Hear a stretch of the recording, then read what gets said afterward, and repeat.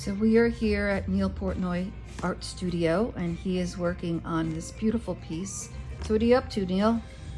About 5'11". Other than that, we're working on an illustration rendered in felt tip markers, which is my medium. And this one is titled Holland.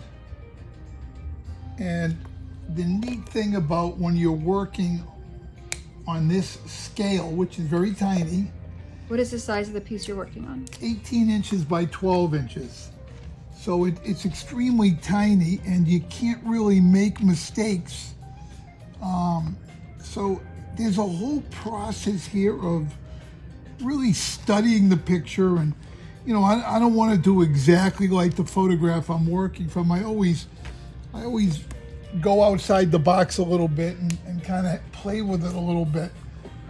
Give you a case in point here.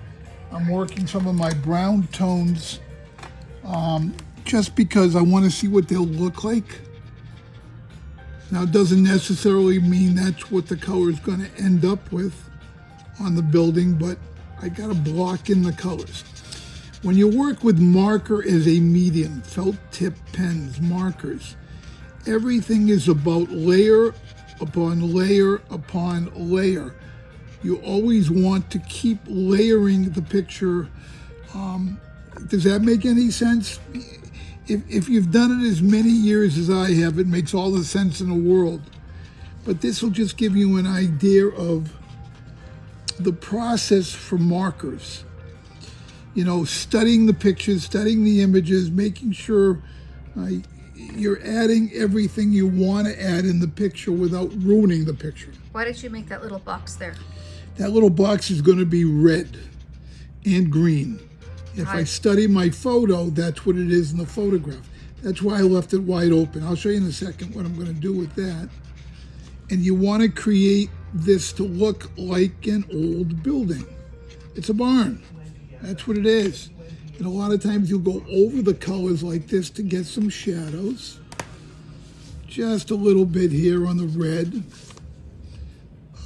You can see here now, if I go back, and you said, well, why did you leave that little box? Because that little box has got a red there, and that little box has also got a green here.